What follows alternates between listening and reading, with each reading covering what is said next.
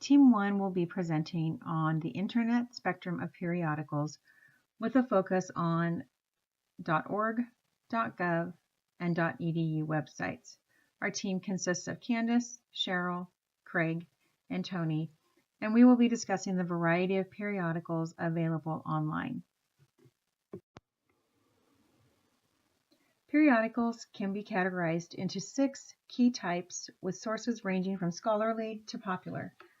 These categories are scholarly and research journals, professional, trade, and industry journals, journals of commentary and opinion, newspapers, popular magazines, and tabloids. Let's review each category. So let's look a little more in detail at each of these categories. The first one we'll look at is scholarly and research journals. These periodicals contain original research and in-depth analysis of a given topic in a field of study. Articles will tend to be long, using technical vocabulary specific to the discipline being researched. Most articles are refereed or peer-reviewed, meaning that they have been evaluated by peers in their field, confirming that the research is original, valid, and ethical. These are resources that are great to use when researching for essays, research papers, or other college and university level projects. Examples of scholarly journals would include the New England Journal of Medicine and the Sociological Review. Next, let's look at professional, trade, and industry journals. These periodicals will provide current news, trends, and events in a particular field. They're most often written by practitioners or journalists with expertise in a given field, such as a medical field. Sources are usually cited, though not as extensively as in scholarly journals. Examples would include the Library Journal, RN, or the Automotive News. Next, we'll look at journals of commentary and opinion. These journals are typically cover more of political or social issues. They may include speeches or interviews and are usually written for a specific political or special interest group. Sources are cited, but full documentation is only occasionally provided. Examples would include the National Review, which is a conservative political magazine available online, or In These Times, which is a liberal, progressive political magazine.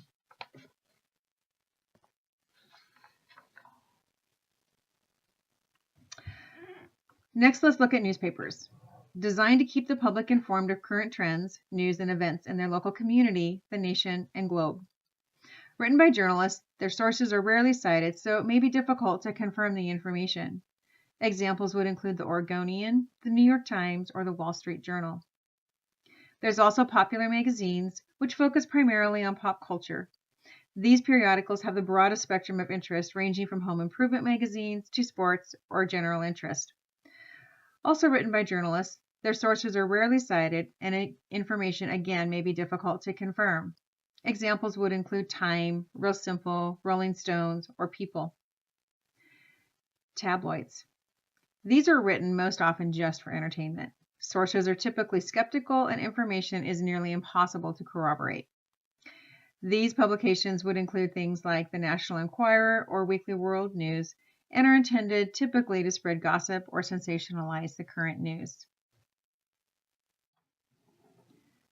The STM report is an annual publication put out by the International Association of Scientific, Technical, and Medical Publishers. Each year, this association provides valuable information about the global publishing industry, specifically in the scientific, technical, and medical fields. They offer an overview of scientific and scholarly journal publishing, and with more than 120 members in over 21 countries, this group assists in the verification of information with a primary goal to help with the ethical storage and retrieval of information. So let's look at some key findings from the 2015 STM report. There's an estimate of about 5,000 to 10,000 journal publishers globally, specifically in the scientific, technical, and medical fields, which is the focus of this particular report. Of these, about 650 are English language publishers, and they produce over 11,550 journals, about 50% of the total global output. Of these 650 English language publishers, about 480, or 73%, will produce over 2,300 journals just for nonprofits. In 2014 alone, there were 28,100 active peer-reviewed English language journals who produced 2.5 million articles in 1 year. As you can see, the spectrum of periodicals available is vast. As we learned during our class in the Carr and Morris articles, the way we read has changed. This quote from the STM report is an interesting correlation to what we've learned and shows how the changes in the way we retrieve information, even in the scientific and academic fields, has changed dramatically. The quote reads, "Reading patterns are changing, however, with researchers reading more, averaging 270 articles per year, depending on the discipline, more in medicine and science, fewer in humanities and social sciences, but spending less time per article, with reported reading times down from 45 to 50 minutes in the mid-1990s to just over 30 minutes today." That is an amazing decline, even in the academic field. Throughout our class, we have also discussed the changes in print and online availability of information. The 2015 STM report states that all their journals are now available online and that they have digitized their archives for easy retrieval. Given the rate of change from print to digital information, the STM team speculates in their report that the number of publishers moving from print to digital will accelerate greatly in the coming years.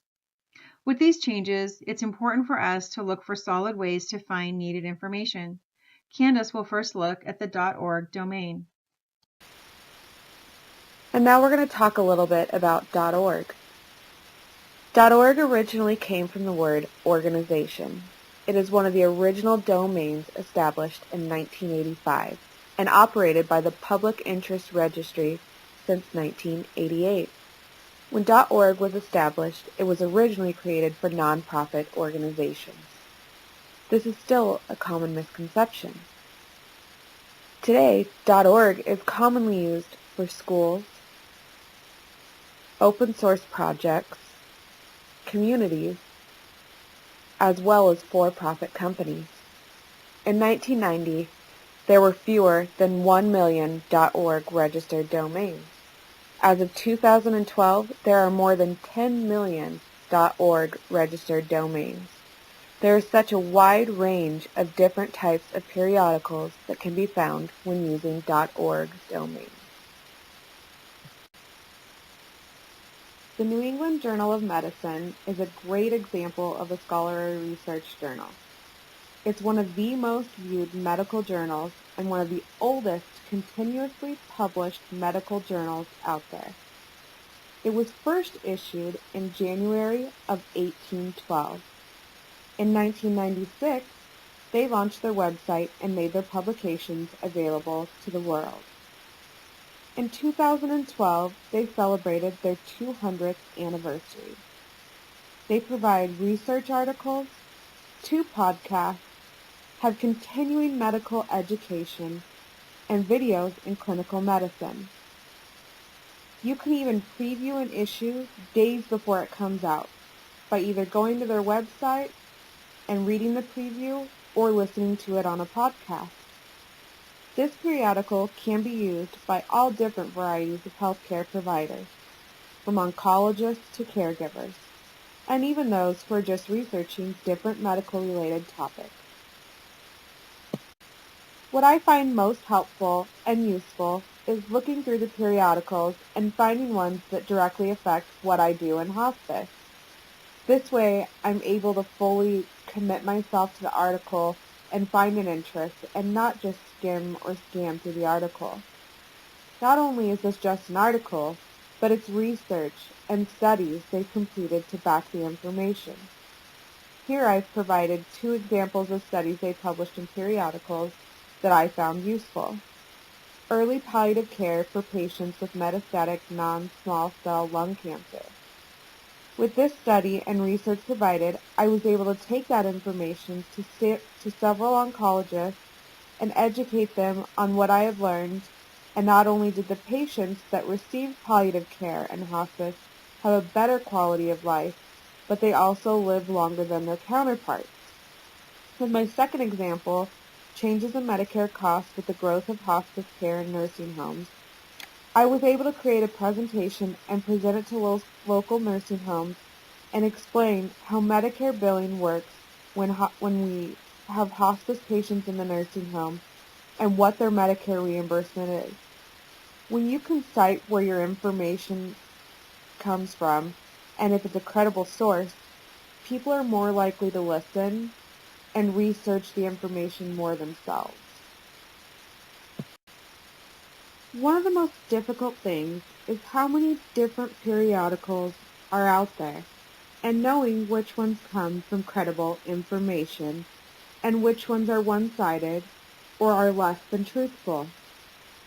One of the things I always do myself and encourage others to do is research the credibility of where the information is coming from.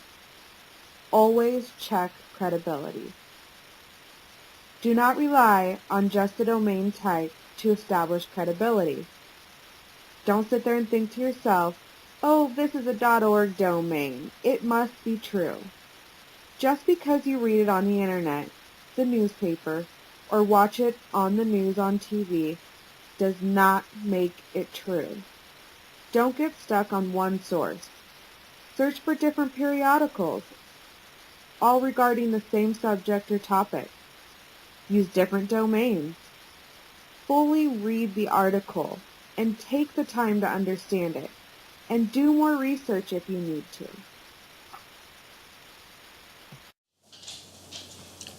Now we'll talk a little bit about the .gov domain. Within the .gov domain, there's an overwhelming amount of information to be found in this particular domain. It is all useful information. The key is, as in any domain, to know how to find the information you're searching for. We'll give a brief overview in the next few slides. We'd now like to talk about the information that can be found on a .gov website. The .gov domain was established in 1985 by Al Gore, just kidding, and was originally intended for federal government use only. Since its inception, the .gov web domain are now used by federal, state, and local municipalities as well. The .gov domain is only to be used by governmental entities, and oversight is conducted by the GSA, which is the General Services Administration. You can also find contact information for governmental officials as well as agencies, and a good source for this is a website entitled USA.gov. USA.gov, you can find email addresses for congressional delegates, agency officials, as well as email links for White House communications. Information regarding federal, state, and local agencies can also be found in the .gov domain. Some examples of this would be the IRS. You could also find health information or links to the CDC, the Center for Disease Control. You could also get information on benefits, grants, and loans. Also, government housing and family services. These are all very helpful things that you can find under the .gov domain. .gov sites do not include entities such as the DoD, or Department of Defense, as that domain is .mil. The U.S. Postal Service is not covered under .gov either. That is listed under .usps. And another one is the U.S. Army, can be found on goarmy.com instead of under the .gov.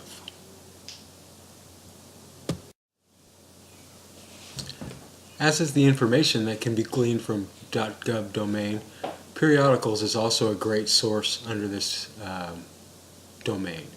There's a tremendous amount of periodicals that are published daily, weekly, monthly, and annually. A periodical that I have chose to review is also a periodical that I've referred to in the past, and it's the United States Senate Periodical Press Gallery. The United States Periodical Press Gallery is a forum used mainly by newspapers, magazines, online publications, and members of Congress and their staff. It is also a great source for political geeks like me who are interested in the legislative system. They maintain a log of Senate floor activity, votes cast today and outcome, votes and discussions scheduled for tomorrow. It's basically a logbook of the Senate floor and the activities that happen there on a daily basis. This periodical also catalogs Senate activity for research purposes and outcomes. It has logs of House resolutions, HRs, and SRs, which are Senate resolutions. And you could also go back as far as 8 years, can be gathered from the daily log from this particular periodical. Another area that the periodical covers is committee meetings and forums. These committee meetings and forums are basically focused on appropriations, finance, foreign relations, budget, and judiciary committees. Another area that is good and useful information is reporter notes from interviews on leading stories of the day. So again, you can use this periodical to follow, for instance, the Iran nuclear talks, or any other piece of legislation that may, farm bills or anything else that may be going through the system now that you are interested in, and you want to see how your legislator voted on it and what the outcome was for the day and whether it passed or failed. So it is a great source of information. Okay, I chose to do the .edu domain. The biggest thing is it's well known for. .edu does stand for education. Just like any other domain and website, you do go through the proper steps to actually get a domain. So I chose to use as an example GoDaddy.com, and they are known as a registrar, much like what we do when we register for classes. There is a registrar to register domains to companies and or individuals and other such types of entities. The weird thing is the edu domain use is primarily used only here in the United States. Again, the .edu domains are registered mainly in the U.S. It's something that the state side, it's something that's just more common. If you were to go to a third world country, it's just not something that's utilized as much as it is here in the States. In regards to the guidelines that EDU websites have to when applying for the .edu, they actually do have guidelines and essentially I hate to use the word panelist, but there is a company, educlause.com, that actually manages the entire process for a company or an entity or a person to receive the .edu credibility. Not to say all .edu institutions are credible and your best bet for getting a .edu, but they do try their best to make sure they're reputable. In order to get a .edu, you do have to be a school of some type that provides education, and starting at even as low as kindergarten, and what they define as higher education, so in post-secondary schools. So anyone of that nature does have to be approved, if you will. I also want to point out that you do have research departments that may or may not be part of a school, but you'll see a lot of PhD or doctorals, not say students, but scholars that do try to receive grants, and because of that, they are deemed to have an email or domain under the .edu. This can start at kindergarten classes and go through post-secondary higher education. Mistakes do still get made. People and for-profit companies do get to find the loopholes, and their main goal is to make money. I do want to point out that in regards to the periodicals, essentially outside of the institution that runs the .edu approval process, there's just not much in that regard.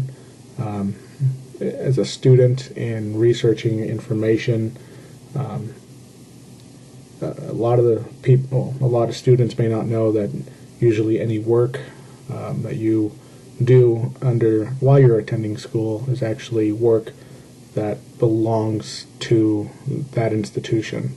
So, for instance, you'll see many scholars that may work with robotics, and MIT is a great example. When they make that prototype, that is actually a prototype of MIT credited to that scholar or researcher, if you will. So the school will actually get credit for that particular prototype or piece, or whatever the case may be, if it's a chemist finding a new chemical solution.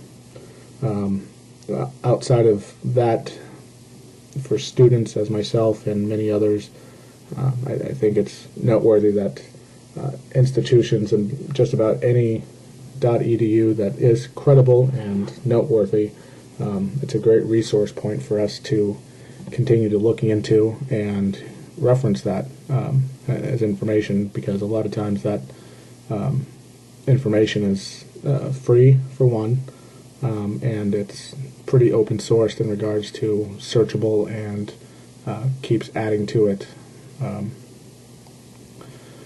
George Fox, for instance, with their doctorate degree, they are very good about publicizing a lot of their documentation and what their scholars do and what their research departments does.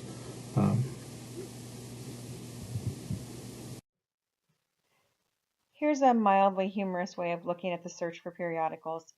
As we've noted, there's a vast amount of information available for periodicals.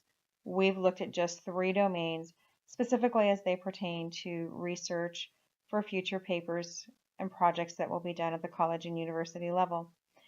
If it was as easy as these 2 gentlemen make it out to be, then we wouldn't have to spend so many hours doing this research. So we'd like to say the end piece out, but it won't be that simple.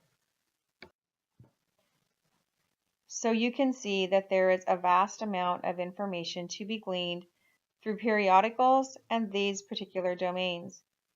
We actually found this topic difficult and confusing at times to research due to the type of research we were looking for, particularly about the types of periodicals available.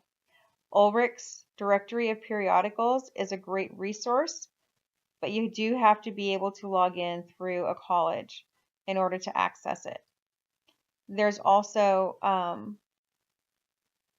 your local library is a great resource, and you obviously using the Warner Pacific Library and talking with Doug in particular can be a great resource in finding information that you're looking for.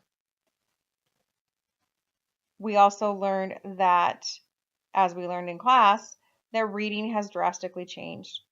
And whether it's at the academic level and research level, we are all looking for information as quickly as we can find it, as easily as we can find it. And we're all spending less amount of time doing the deep reading that we used to do in order to glean information. So overall, it was an interesting project. It brought our team together as we tried to figure out how to make this all come together. And it's been a great experience.